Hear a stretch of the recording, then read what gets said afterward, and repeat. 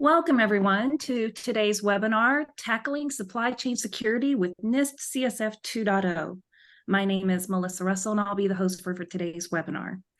Before I get started, I did want to go over a few housekeeping items. We are going to be recording today's presentation, and at the conclusion, we will be making the recording and the slides available. So you'll see those within about 24 hours in email and also on our website. While we have a wonderful discussion planned, we would like to encourage questions, so please feel free to enter your questions into the Q&A section, and we'll save some time towards the end to get to them. At this time, I'd like to go ahead and welcome all of our panelists. Our first one is Paul Azadorian, who is the Principal Security Evangelist here at Eclipsium. He will be moderating today's discussion. He is joined by John Lucades, who is the Senior Vice President of Strategy here at Eclipsium. And I'm thrilled to announce that we have a special guest speaker, Robert Effrus.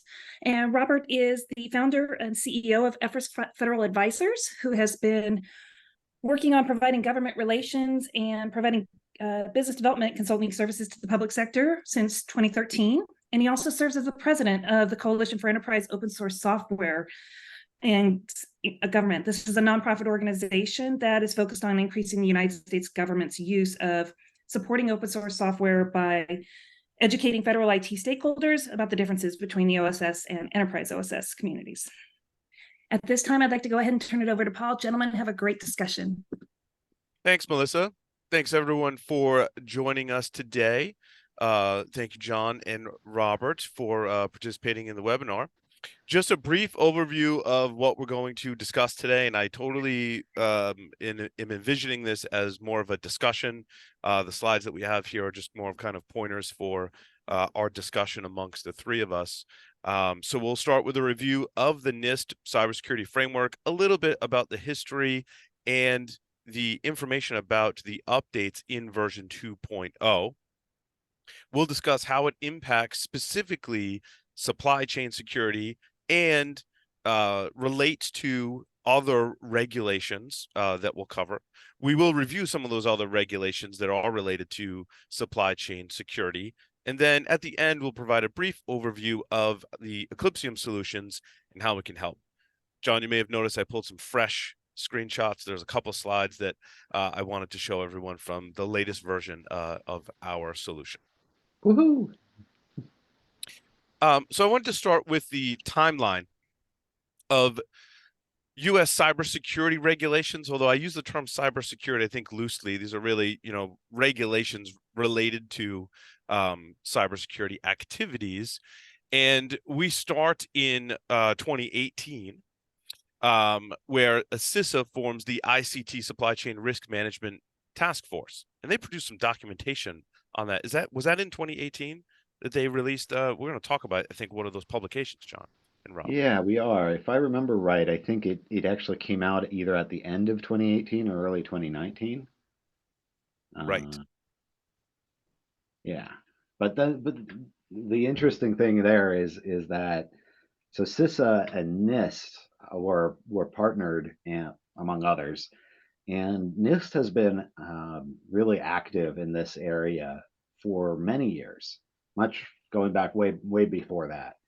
So I think what's gonna start to emerge as we keep going, we're just on the first one here, but we're gonna start seeing a snowball effect where the different folks get involved, and then as more folks get involved, you start detecting more reasons to be involved, and so then more people get involved, and it's kind of interesting. Yeah, I think in preparing for this presentation, both John and Robert made me kind of realize the connections between these various, NIST provides the standards. There's other regulations that are put out by other U.S. government bodies. And then there's also presidential executive orders, right? And there's two of them that are on there. And all three of these things have this interesting relationship that I hope our audience kind of walks away with a better picture of how these things relate specifically, and also related to supply chain security. And these executive orders, I think, are very interesting. Cybersecurity has been a hot topic for a while. It's been really interesting to people like us, right? But for it to get to something like a presidential executive order is a whole nother level. That's kind of, this is actually affecting politics and international relations and all this. Well, yeah, it is. So we're actually kind of in the middle of something that's emerging and still changing, and it's affecting more and more as we go. And John, I would add that we have come light years over the past 5 years or 6 years, as reflected in this chart, primarily because the threat landscape has evolved so significantly, both in terms of nation state actors as well as criminal actors. And a couple of those breaches that are highlighted at the top of the chart really brought that home.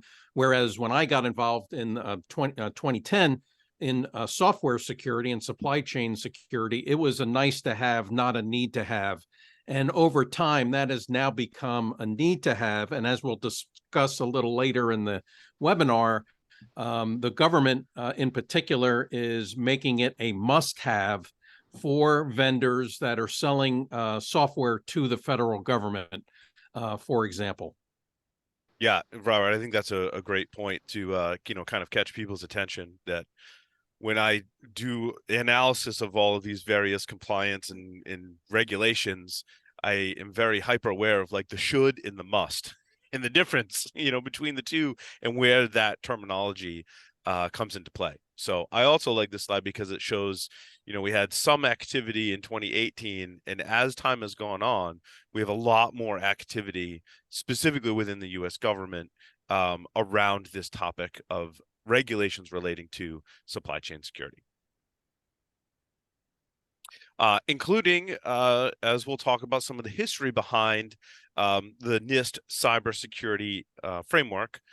So you can see all the dates and versions there, right? I think it's interesting I didn't know this until I actually went and researched it, that it was introduced in February of 2013, version 1.0, in response to an executive order aimed to improve the cybersecurity of critical infrastructure, which was kind of interesting. We can all imagine maybe what activities were happening during that time frame that increased visibility around critical infrastructure security.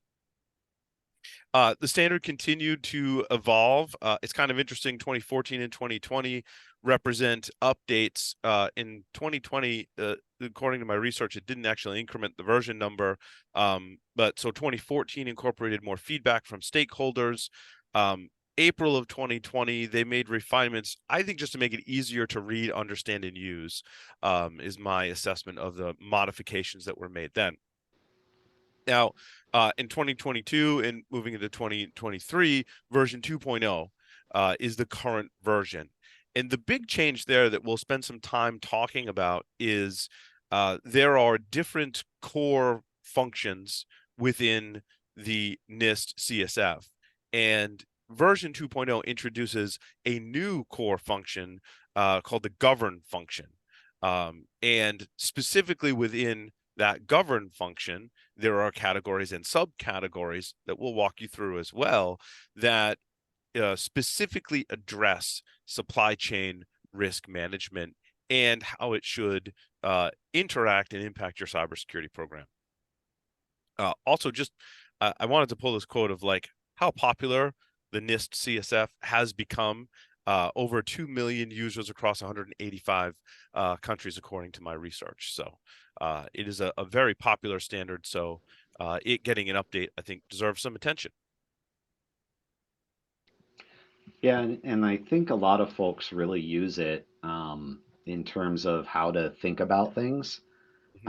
This whole idea of identify, protect, detect, respond, recover, it makes intuitive sense. And one of the things I like about NIST is that as a standards body, they tend towards writing down and formalizing things that we would intuitively say, yeah, of course that's what you should do. But in the process of doing that, that's where you find all the implications. That's where you start to realize what the impact of this really is. And so I kind of enjoy watching what they do, simply because you start to realize a lot of the implications. And while it makes intuitive sense, you've probably had to do, if you've been putting together a program, you've had to do governance anyway. You were doing governance. it makes intuitive sense. But by formalizing it, you're starting to realize that the organizations that are doing governance well are like significantly and noticeably better off than the ones that are doing governance badly. Oh, so maybe there's something in the framework about that. So I really love watching these things, especially as they change over the years. Yeah. And I think it's important to note that if you're building a security program or updating a security program, that you would go to, my recommendation has always been, you go to an existing standard that's close to where you think you want to be as an organization, and you apply that and you modify it. And I think that's one of the reasons why the CSF has been so popular, because it's a nice standard that you can take and then use that as the foundation, if you will, for your own security program, incorporating policies and procedures, that support that. Okay, so the new category, right? So the new core function is called govern. The new category that is one of them underneath the govern function is cybersecurity supply chain risk management, right? Or CSCRM, as you'll see it abbreviated in an acronym, because we love acronyms as a whole. So this particular category addresses the thing that we've been talking a lot about here at Eclipsium, certainly, and that's supply chain risk management processes. And the standard is defined, this subcategory is defined as identified, established, managed, monitored, and improved by organizational stakeholders, which is interesting. There's a lot of different phases. I mean, that's a lot in one sentence in terms of how it's describing, this new category. I really liked this quote from Security Week, actually, where it stated, governance necessitates establishing policies and procedures to make sure that cybersecurity efforts align with business objectives. And I think what many of us are like, we know just from osmosis and working in the field that we have to align your cybersecurity strategy with business objectives. But now we have it in a nice category inside of a standard that we can use as a guideline to kind of remind us and offer us a framework in order to do that in our organizations. So John or Robert, any comments or thoughts on first just creating this new category? Yeah, I kind of go back to what I was saying on about governance being something that makes intuitive sense. And now when you sort of look at what people have been doing with third party or vendor risk management and how that tends to fit on inside their governance policy apparatus, again, you're sort of formalizing something that people have been doing. It makes intuitive sense.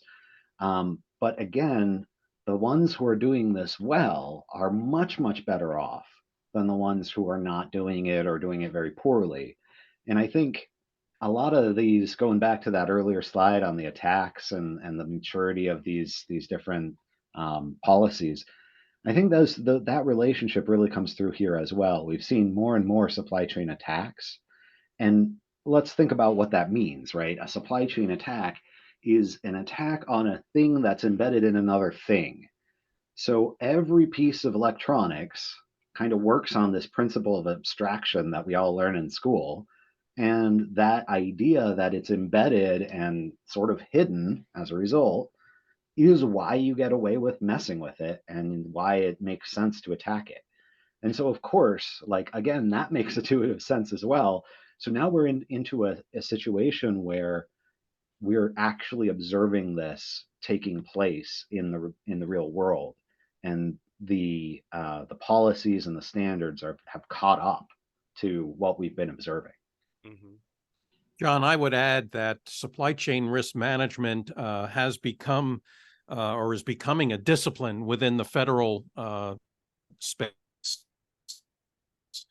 Where I noticed on the attendee list, for example, there are several attendees that are supply chain risk managers. And in addition, agencies, in addition to excluding those suppliers from Russia and China and Iran and North Korea, and ensuring that IT products from those countries are not in a government supply chain, The discipline is going to evolve even further, starting with software security that we'll get into, hardware security more broadly than just nation-state actors, and the availability of subject matter experts within every federal agency that are closely watching their supply chain based on these standards from NIST and related policies from both the executive branch, White House, as well as Congress. And I wanted to talk about, so the subcategories. So we've got the new govern core function. We've got the supply chain risk management category. Underneath that, there are 10 subcategories. Now, we won't go through all 10 in laborious detail, but I did want to highlight some of the things that the new standard is talking about in CSF 2.0. And I think it's interesting when I tell a very quick story about these first 5. When I read these first 5, I was reminded of what they're saying in this first 5, basically in practice. And it's interesting because I want to step outside the US for a moment. When I was talking to Richard Hughes, who created the Linux vendor firmware service, the country of France, I believe, is actually using a similar approach to what's here, in that when they go purchase hardware, they have to get a list of what's inside that hardware. They have to go, I think, scan it with a tool. I think they're using LVFS, which is why Richard was talking about that. And they have done the work to establish policies and procedures that say we cannot purchase computer equipment that is vulnerable to things that are discovered by this particular tool, that have these glaring vulnerabilities that are below the surface in firmware and in hardware. We can't purchase equipment if it doesn't pass these basic tests. Like, John, you and I have talked about manufacturing mode, things like that. Like, that stuff has to be all done and completed by the manufacturer and adhere to some security standard before it can be purchased. And I think that's what these first 5 are really like in practice. That's what ultimately it looks like, not just that one particular case of I can't buy that because it's vulnerable, but having the processes and procedures for everything that we acquire has to have this standard, so we don't end up in a situation where it's too late and then it's a much harder problem to fix. Totally agree with you. If you look at sort of that premise of what is standardization all about, this is getting into that idea that you need some kind of a policy or some kind of a structure organizationally to be able to have that kind of a requirement, to be able to levy the requirement in your contract that this thing will be fixed. These things will not be broken, right? When I get it, I don't care what happens, just make sure that when I get it, it's cool. Right. And that's the first half of it. If you go through the 1 to 5, as we get into the next side, the 6 through 10 side, we're kind of looking at sort of implementation of that and ways to actually do those checks. As we've seen the policies evolve, as we've seen the attacks evolve, we're also seeing the tools that are necessary in order to be able to do this start to evolve as well. And so, back in 2014, we, first released the ChipSec project, right? And that open sourced a way of getting at some of these things. And so, mostly manufacturers target that sort of thing, being able to regression test. But as it evolves, the same things that led us down the path to where we are today are what's leading everybody else to actually say, hey, wait a minute, I should be checking that because I don't have any visibility into it today.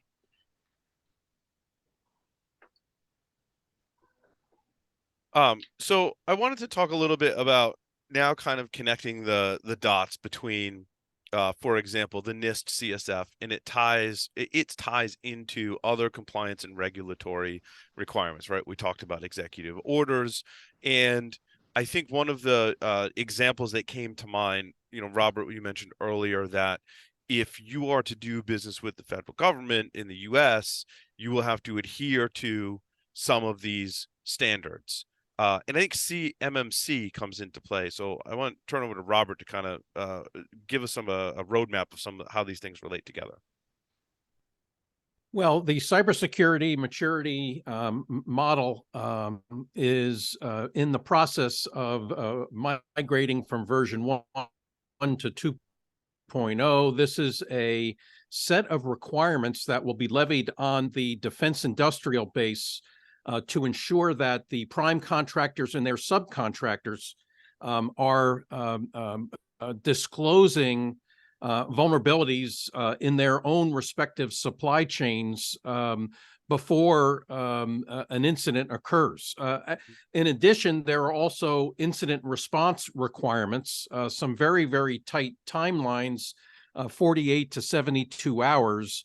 The full implementation of the CMMC is approximately a year away, but it is the most focused effort to date within the DoD defense industrial base to ensure that the thousands upon thousands of companies, from the very largest Lockheed Martins and General Dynamics, et cetera, to the smallest three-person startup, are attesting to the fact that their supply chains on which their products or services are based on are free of vulnerabilities, and that those vendors also sign up to incident notification requirements as well. So it's conceivable, Robert, that if I were a government contractor, say, that I would adopt the NIST CSF 2.0 as a guide to help me be compliant with CMMC. Absolutely. You have to, it becomes table stakes, whereas previously NIST guidance was just that, guidance. Now the guidance is part of a scheme like CMMC and OMB Memo 2218, which requires software vendors to attest that their software was developed in accordance with the NIST Secure Software Development Framework. Those are all becoming mandatory requirements, with the penalties associated with vendors whose product, let's say, suffers a breach. If it's determined that that breach was involved a vulnerability that reflected poor software development methodologies, there's going to be financial penalties to that vendor for that liability. And this is not in force yet, but this is where the government is heading. Yeah, I think we saw that also in the National Cyber Strategy that came out, and this whole move to shifting the onus of responsibility back earlier in the supply chain, and that's where a lot of these attestations come from. One of the things that I think is kind of important where CSF2 is concerned is kind of moving back to the earlier discussion about the specific supply chain activities. SC09 talks about monitoring the technology product throughout its life cycle, and that I think is getting close to what you were talking about, Rob, about requiring some of these attestations earlier. But then as you move into operations, you really want that earlier attestation to be connected to what you're actually seeing and doing and using in operations. And so I think that kind of gets back to the tools question. We seem to sort of fragment and do different things all the time, and it makes it very hard to put those two together. And that's why it costs so much, and that's why it's so much of a heavy burden on all of the cybersecurity professionals out there. It could be, and I think this is where something like CSF2 is trying to pull it all together, it could be connected in a much simpler way and have it sort of grow from the initial integrity check to the operational integrity check to the life cycle of vulnerabilities and updates. The life cycle question is really interesting, as how in terms of how different organizations or businesses treat that, right? Because one thing I'm observing in the wild is there are, I won't name names, there's large manufacturers of network devices, right? And depending on the situation, they may have vulnerabilities in that product that you've brought into your organization, and they're not going to fix those particular vulnerabilities because that product is end of life.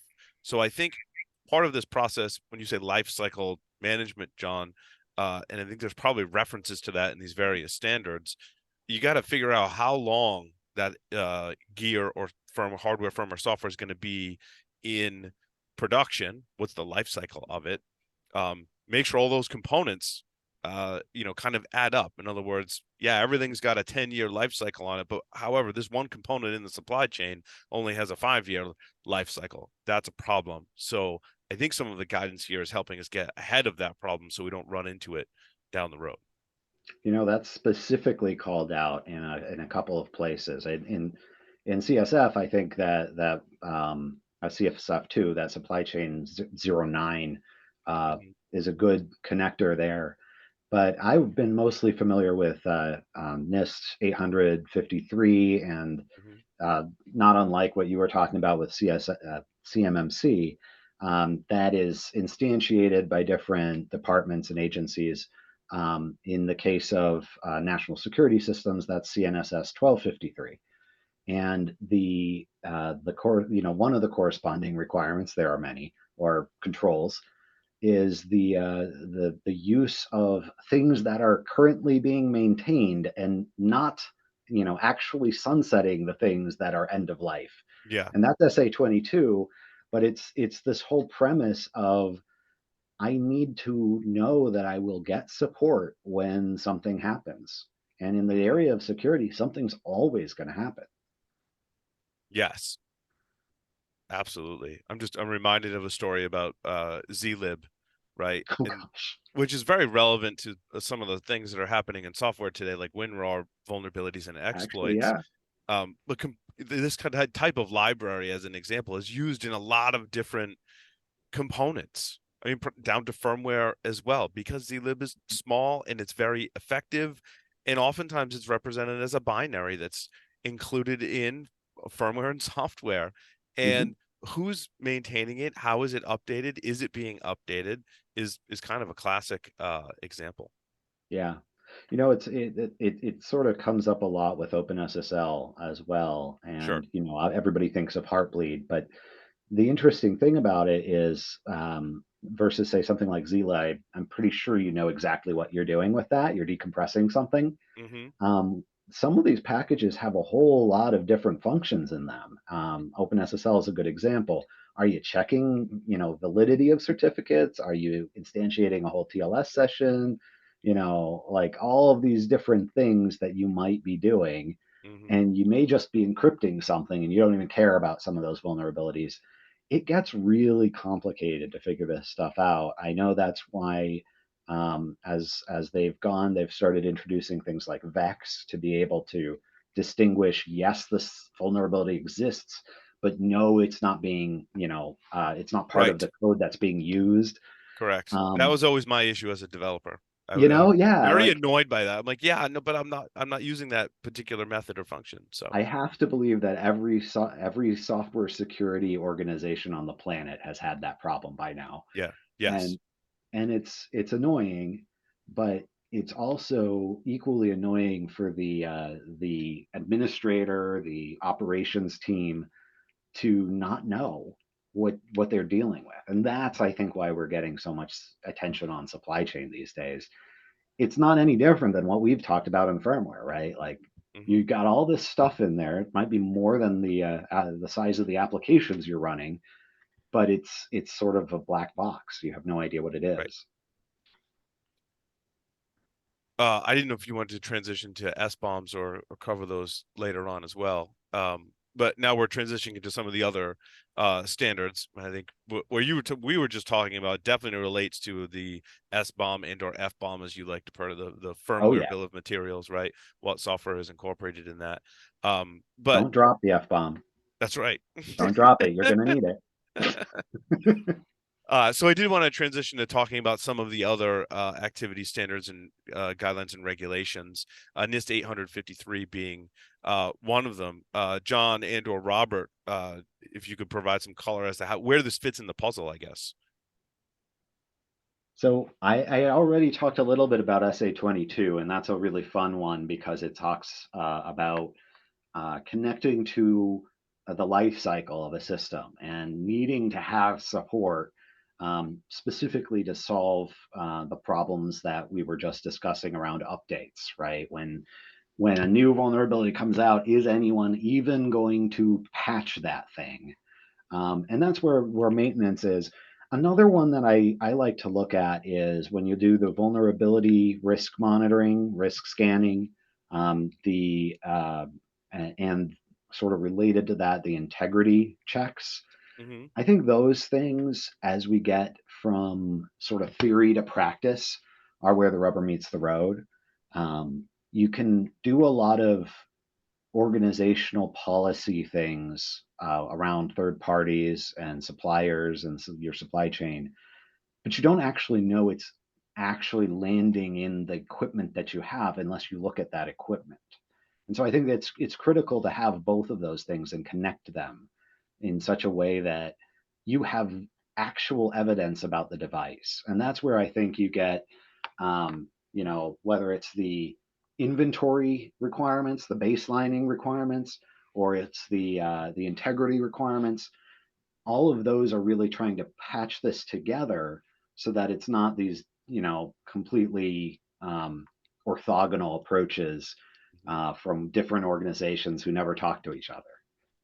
Right, right. I guess Yeah, that kind of brings it back to governance too, doesn't it? Right? yeah, and I like streamlining that, right, in the same process, because I think that the remediation is pretty similar. John, you and I have had a lot of conversations about, threats versus remediation. The threats might be different, but the remediation is kind of the same. And that Right. is, I got to know what I have in all my components to identify what might be vulnerable. But the other threat vector is tampering and integrity is something, okay, but it's not vulnerable, but it's not what it says it is. Yeah. The response to that is pretty, is very similar, but you have to break out those different scenarios and threat. There are two different threats, similar response, but should be incorporated in the same process. Yeah. Rob, I think over the years we've seen some of these showing up in the changes to not only 853, but a lot of the different requirements.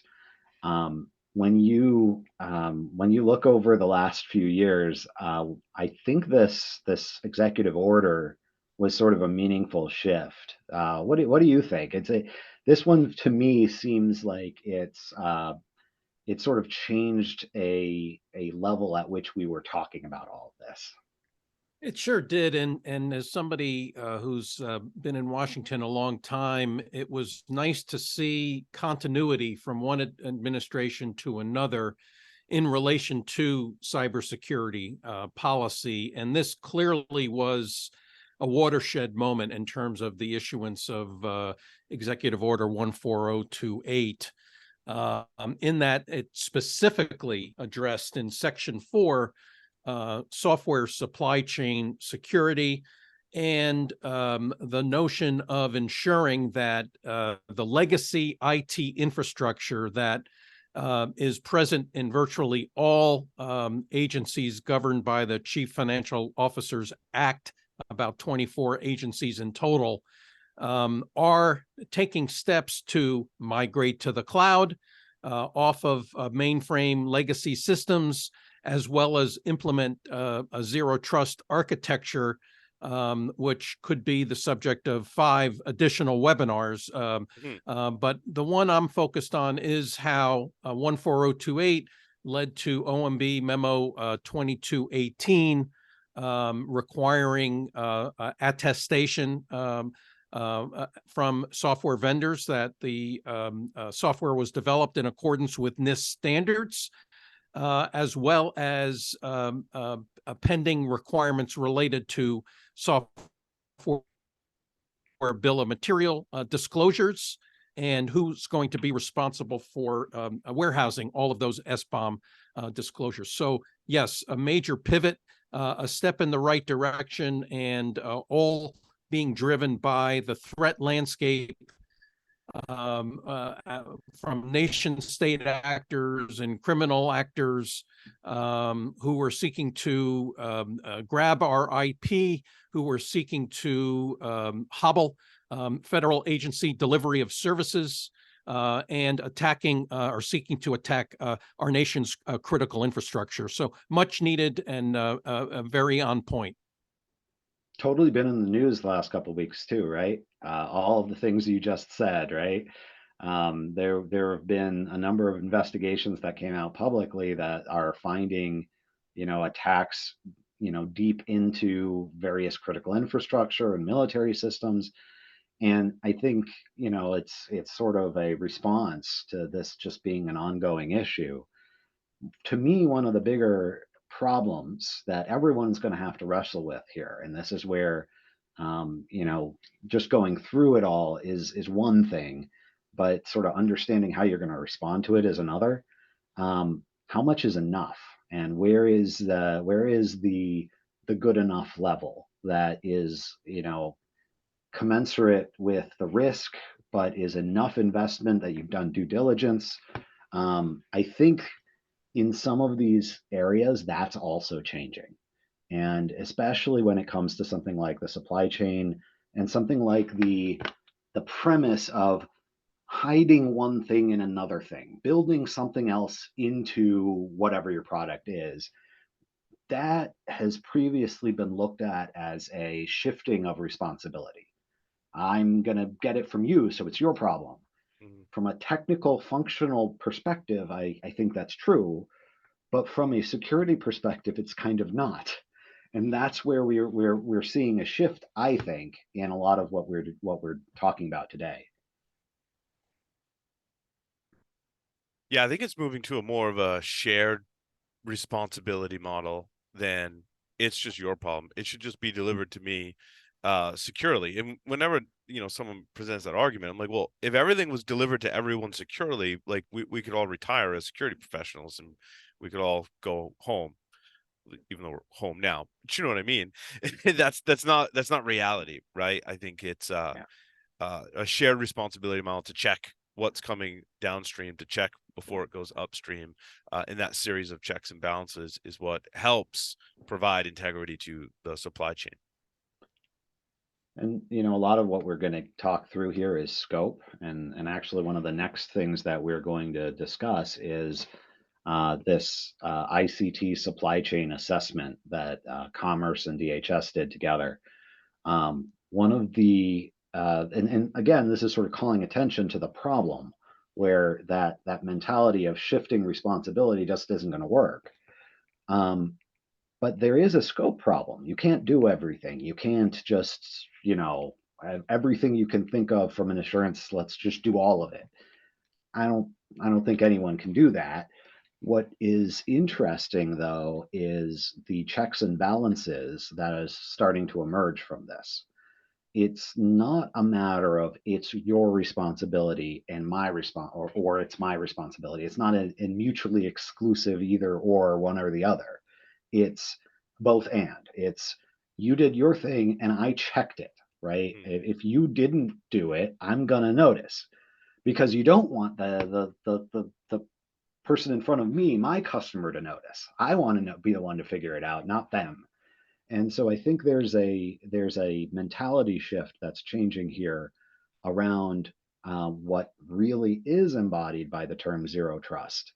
And you're looking at a trust but verify kind of concept rather than a whose responsibility is it concept.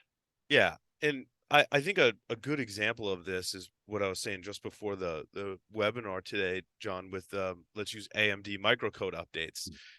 I was vulnerable to the Zenbleed attack, which is attack against the CPU architecture and select AMD processors. And I applied an update to said Linux system, and then I wasn't vulnerable. Now I checked before I was vulnerable. I ran the exploit afterwards. I'm like, oh, look, my microcode version changed. I ran the exploit. Exploit doesn't work anymore.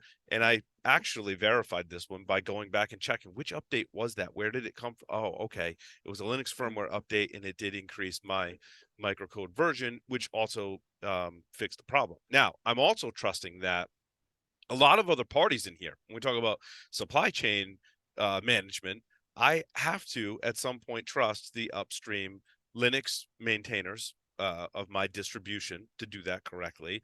But I'm also trusting AMD and other pieces of firmware that John could probably elaborate on at the top of his head in an entirely other webinar about how the trust chain works to allow code to be updated on my CPU is another series of checks and balances as well. Totally. And you know, we're sort of moving through the different issues, but you know, this particular publication really hammered home the firmware as a pervasive single point of failure. The idea that it's everywhere, it's the same thing everywhere, and it tends to have problems and not get updated in just the way that you did update your stuff. Mm-hmm.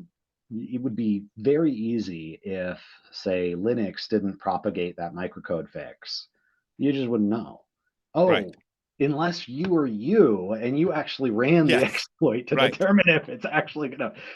That's what's where I think the rubber meets the road. That it's not scalable to have a bunch of experts just checking everything. Yes. You do need some sort of automation. You do need some sort of a process and policy mechanism. Mm-hmm. And that's where I think we're heading as we walk through this this sort of series of events. Mm-hmm. I know Robert mentioned the OMB memorandums, which I remember covering not that long ago, right? Tell us a little bit about this. Or did Robert cover this mostly already? Well, I think the point to understand is that the requirements for vendor attestations, in particular, are heading toward an incorporation of these requirements into the federal acquisition regulations. And the time frame for this is near term. Where by the end of the calendar year, perhaps maybe rolling into the first quarter of next year, there is a placeholder FAR, Federal Acquisition Reg case, where these requirements will then be enshrined into the procurement rules that govern all acquisitions that require vendors to attest to the security of their software. And know that there has been some fairly aggressive lobbying on the part of the tech industry, including many large name brand proprietary software vendors, that this requirement is coming too soon. I noticed there was a question in the Q&A from an attendee that said the costs associated with the providing those level of assurances are going to be extremely high for the vendor community. And that is true. And that is part of the reason why the software and IT industry is lobbying aggressively to delay the implementation of these requirements.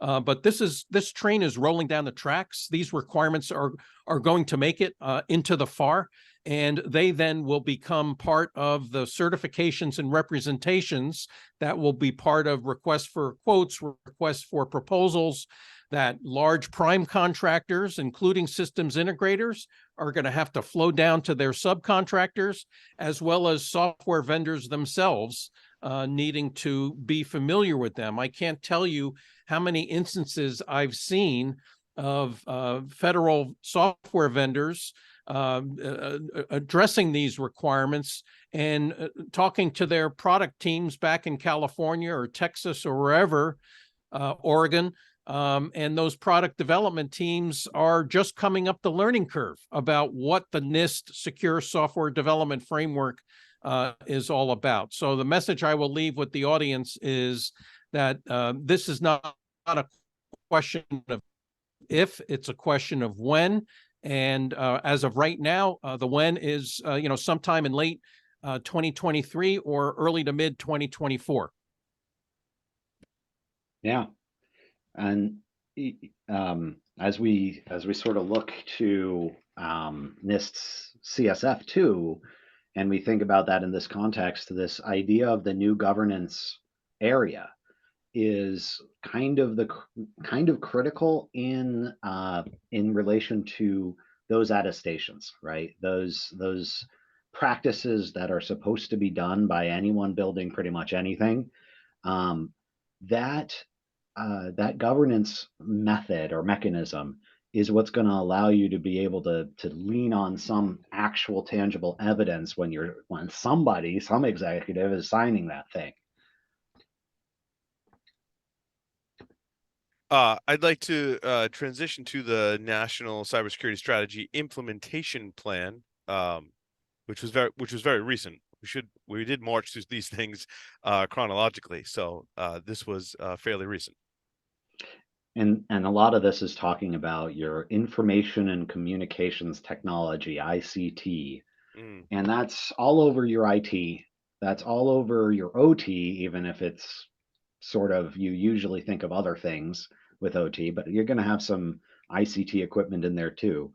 All of that is sort of getting dug into, both from a making it a more hardened perspective, the idea of secure and trustworthy systems, but also from the attestation of different parts of the supply chain, having practices and evidence that you can use and propagate forward into, from components to larger products and systems. I think as we look to this is an implementation plan of a strategy. We're going to start seeing in this Objective 5.5 a lot of additional initiatives, right? We have the SBOM thing going on. We have some of the changes that you're seeing in the SSDF. This is really it's not a one-time thing. It's a road, it's a journey, and we're all going to be sort of looking for ways to make that more efficient because it is costly. I would add, if it's a saving grace for the vendor community, agencies, including agency heads as well as CIOs and CISOs, are going to have requirements as per this implementation plan that they are going to have to step up their game as well. Not that they aren't doing a good job already, but this implementation plan sets forth a number of milestones that improves the cyber resiliency of federal agencies to cyber attacks that are focused on the supply chain. And that level of accountability for sure is going to be increased on the agency leaders and the CIOs and the CISOs. And they in turn are going to expect higher levels of accountability from the vendors that enable that agency to operate from an IT perspective and fulfill its mission, whatever that mission might be. And the final thing here, John, this is a topic that you added. Yeah, and we're kind of moving from the earlier stuff to the later stuff, and this is sort of the latest of the later stuff because it's in the draft NDAA that the Senate came and proposed. A lot of this is, what's gonna happen, right? It hasn't necessarily happened yet. But what I particularly find interesting is it really hammers home the area that's close to my heart, right? The firmware that is part of every system that has pervasive access to everything you're doing. It's the building block or foundation upon which you're building other security mechanisms. And the Senate has really acknowledged and noticed that this is a pervasive attack surface. And they're actually looking for briefing and reporting on what we're doing about this. How are you covering that? How are you handling that? And Rob, did you want to maybe talk about sort of some of the aspects of this and where it came from? Well, for the audience, know that the National Defense Authorization Act is the annual policy bill that governs DoD mission-related activities, from aircraft carriers to fighter jets to weapon systems to personnel to acquisition to cybersecurity. And the Senate, in its infinite wisdom, was able to discern that the firmware-related surfaces running those mission-critical systems are largely undefended, and they have called out, like they did many years ago on the broader subject of software security, that the DoD needs to step up its game with regard to firmware-related defense and monitoring. And I would say that this legislation is one of the few must-pass bills, and it has cleared the Congress for the last 63 plus years. So the legislation is likely to get enacted into law. And this requirement will no doubt sensitize DoD, IT, and cyber stakeholders that firmware defending firmware must receive a higher priority. Excellent. Yeah. While we start looking at some questions too, I just wanted to run through a few updates, if you will. Some of you may have seen our product before, some may have not. But one of the things that our solution provides is that visibility on each device. And there's lots of different deployment methods for the solution that we make available.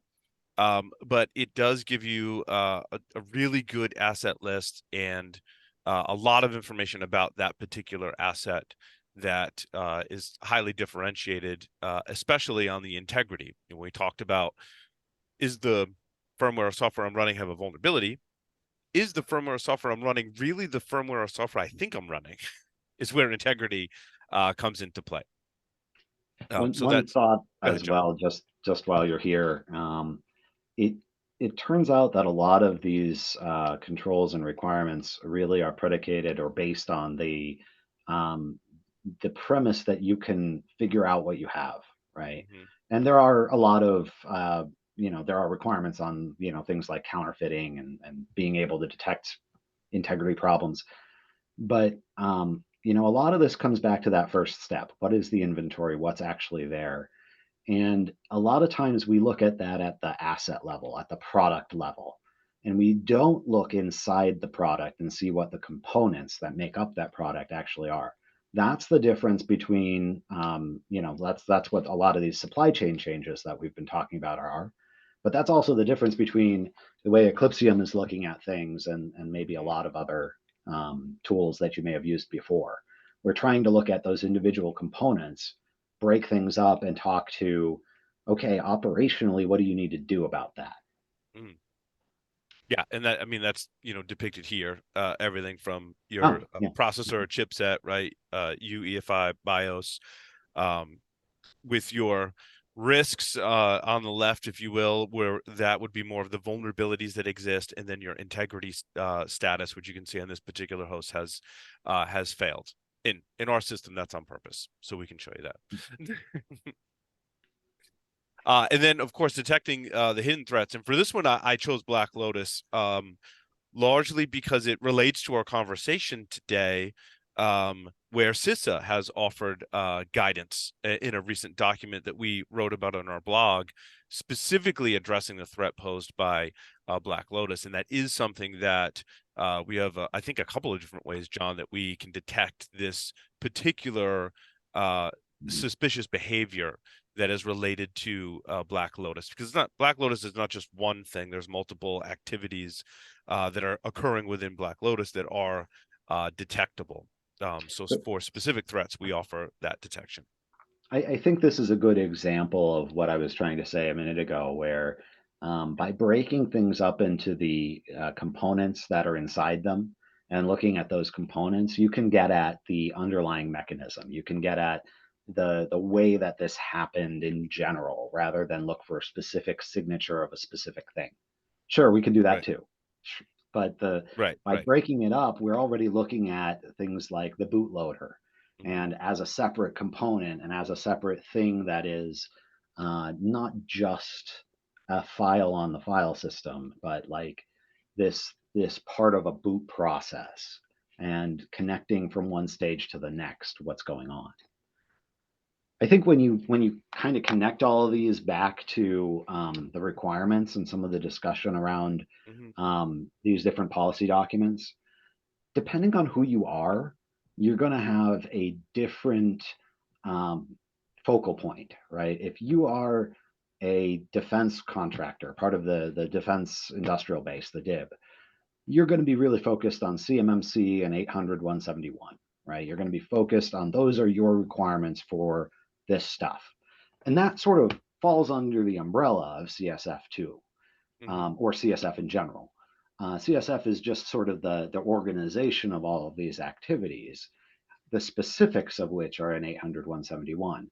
If you were in the national security space, that would be more like 1253. Same concept, more different specifics of controls that are picked out. But one thing that I always find that's kind of amusing as I've sort of walked between the government and the private sector, there are a lot of things that are just the same for everybody. Things Right. like patches and Like updates updating your that you've firmware, like got. the remediation too. Often, as we've I think already stated, right, to a lot of the software or firmware supply chain issues is to update said software slash firmware. Firmware is essentially just software that's really hard to program, but it's essentially software, right?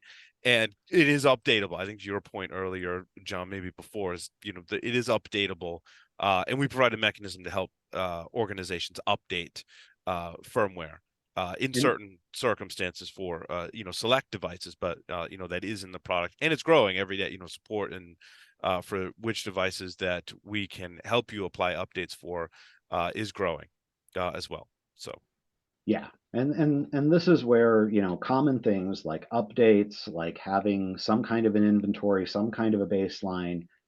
I don't care what industry you're in, somebody has that requirement. And right.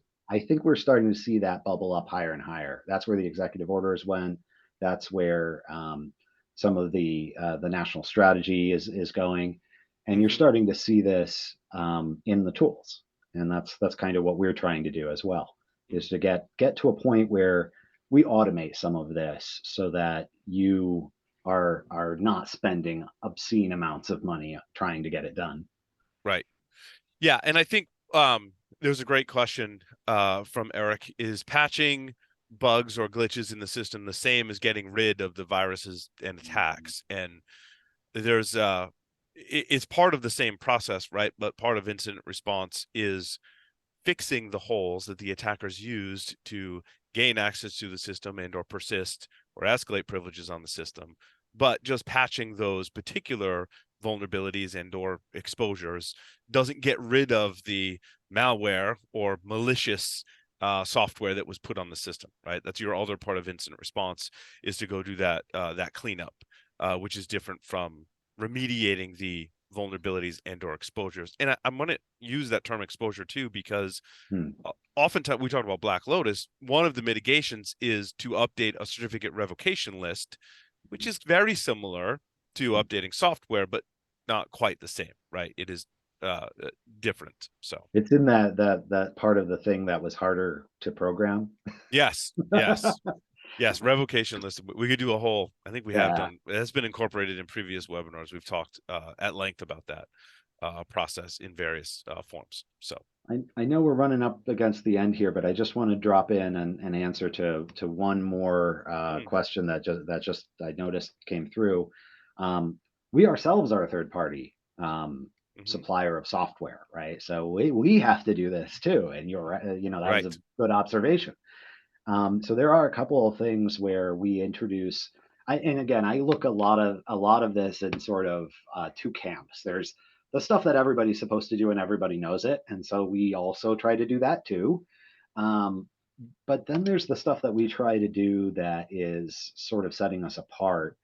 Um, from both a dog fooding perspective, where we run our own stuff and tear apart our own things and see how they're doing, but also from an SBOM perspective. And so we do actually put together an SBOM of all the things that go into our software. To our software, yeah. In addition to your usual testing and SAST and DAST and these tools that you would put together into a process that needs governance. And yes, we have a governance process for handling all the things that you find.